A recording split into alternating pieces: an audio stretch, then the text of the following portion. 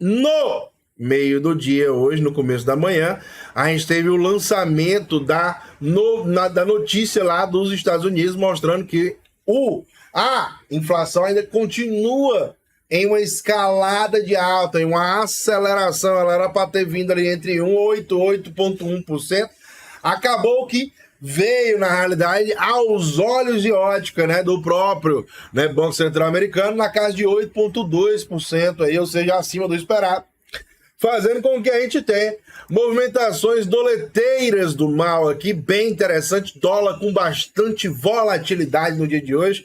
A gente tá vendo o gráfico do dólar aqui, nos últimos períodos, né, no gráfico diário aqui, mano, ele entrou numa tendência parabólica. Você sabe o que é uma tendência parabólica, Major?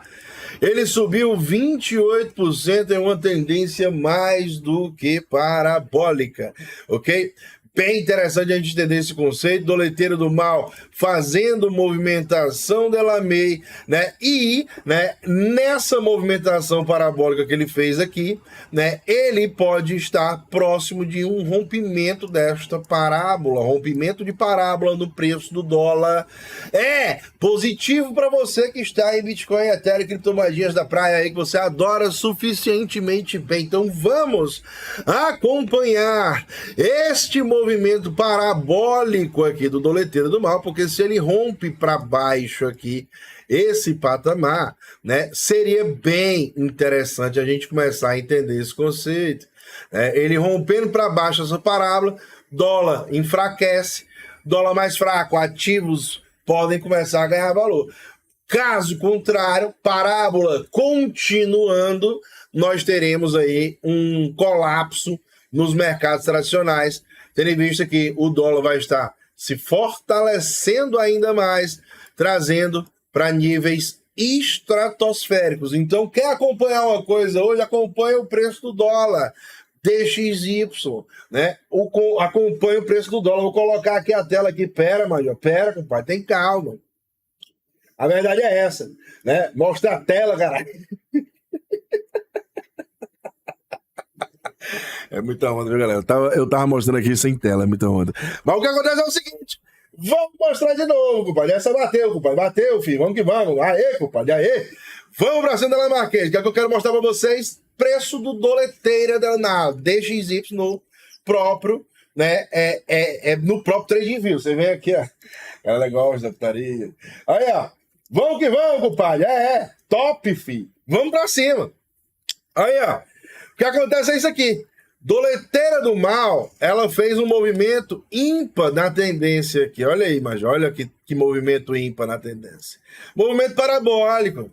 28% de alta em, poucos dias aí, movimentações, né?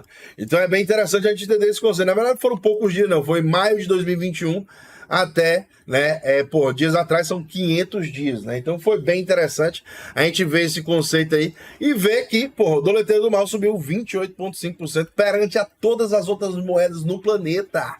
Então isso mostra que foi um movimento, não é porque você está no mercado cripto que você está perdendo dinheiro, não é porque você está no mercado de ações que você está perdendo dinheiro, não é porque você está no mercado de seja o que for que você está perdendo dinheiro, não é. É porque o dólar está se fortalecendo devido à alta de juros. O que acontece é que quanto mais tempo a gente vê esse movimento acontecer, né, a gente, né, pode experienciar movimentos interessantes no mercado. O que são esses movimentos, cara? Movimento parabólico, olha que coisa linda, uma parábola aqui, ó. Ele sobe nessa parábola, né? Então, né, o que acontece é que no rompimento da parábola pode ser um movimento bem interessante para ativos de risco. Ativos de risco, ok? Então é interessante, você quer acompanhar alguma coisa, acompanhe a doleteira del mal. Acompanhe a doleteira del mal. Por quê? Porque quando essa parábola aqui ela for rompida, os ativos de risco vão se dar muito bem. Aí eu digo ações, fundos, né, Bitcoin, Ethereum, cripto e JPEGs, né, a gente vai ter tudo isso aqui acontecendo. O que é que isso significa? Que o dólar está ficando mais barato, né? Então, essa parábola que é exatamente esse movimento parabólico, né? Esse movimento que ele sobe de maneira, né, exponencial num espaço de tempo relativamente curto, né? Você tem, né, essa parábola, né, caracterizando a força do dólar aí perante todas as outras moedas no mundo, né?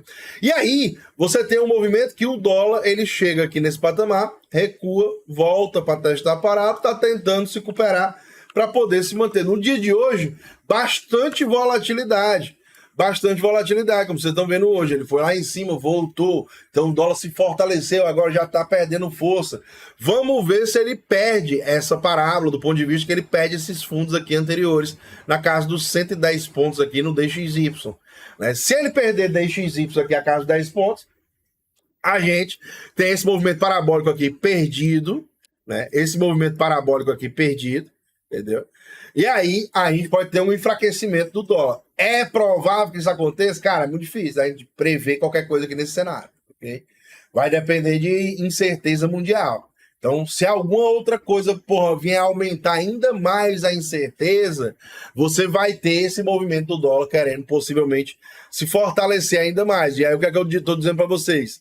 Né? Esse movimento ele pode começar a subir novamente.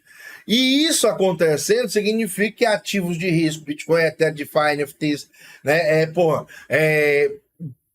ações, fundos imobiliários, o cacete todo aí, né, vai sofrer a pancada.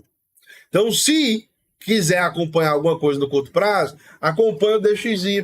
Você vai ter a possibilidade de entender esse movimentão da massa. Dólar fraco, dólar fraco, ou seja, caindo, perdendo fundo aqui na casa dos 110 pontos, você tem acesso a ver o Bitcoin, Ethereum, DeFi, NFTs, tudo dando uma aliviada, dando uma subida, dando uma recuperada, assim como o mercado de ações, assim como o mercado tradicional, né? Como um todo tem sofrido também bastante com isso. Queria mostrar para vocês o S&P, ok? S&P aqui, na realidade, perdeu o fundo. Olha aí, ó. S&P 500, né, 500 maiores empresas dos Estados Unidos, perdeu o fundo aqui nos 3.600. Então, essa perda de fundo nos 3.600 faz com que, né, o mercado já sinta que o ânimo dos investidores ainda não está, né, tão interessado, porque a galera ainda está temendo o que possa acontecer com a alta dos bancos centrais. A gente tem visto que os bancos centrais eles estão cada vez mais querendo fazer alta de juros para poder conter a inflação. A inflação batendo 10% aqui na Alemanha é pesado para o alemão. O alemão não está acostumado, apesar de ter vivido hiperinflação no passado. Mas nos últimos períodos ele não está acostumado com esse tipo de coisa. Né? Então, a inflação ela deteriora o poder de compra. Então, Caio, qual é o melhor cenário? Fico em dólar, fico em real, fico em euro. Cara, é muito difícil você querer ficar em euro, por exemplo, perdendo 10% aqui ao ano de inflação. É muito difícil você querer carregar isso perante o tempo, entendeu? A não ser que você acredite que vai diminuir essa inflação. Só que lá no cenário europeu está muito complicado. E aí vamos para o dólar. Cara, vamos ficar no dólar, a inflação no dólar? Hoje mesmo mostrei para vocês a inflação no dólar batendo a máxima, batendo aí níveis, né, acima do esperado, 8,2%, enquanto, né, era para ter vindo ali na casa de 8,1%, ou então 8,0%, né? E aí o que acontece é que subiu ainda uma quebradinha nesse último período aí, fazendo esse movimento da massa, tendo esse impacto direto no mercado cripto, Bitcoin, até DeFi, NFTs, né? Sentindo esse movimentão da massa aí, da inflação americana, ainda alta e galopante. E aí, por que a gente fala isso?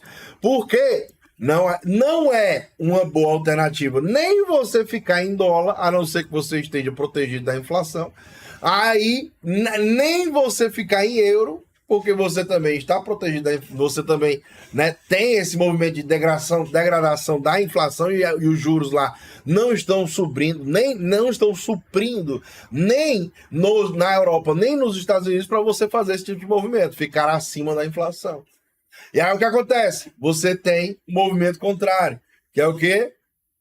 É exatamente, né, as pessoas né, querendo pensar em ficar em ativos de risco também.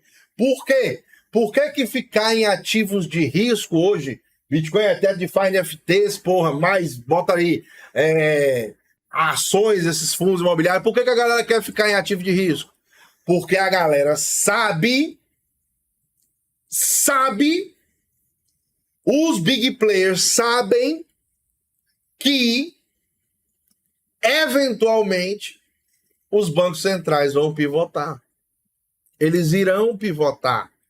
O Banco Central da Inglaterra já começou a pivotar. O que é que significa pivotar?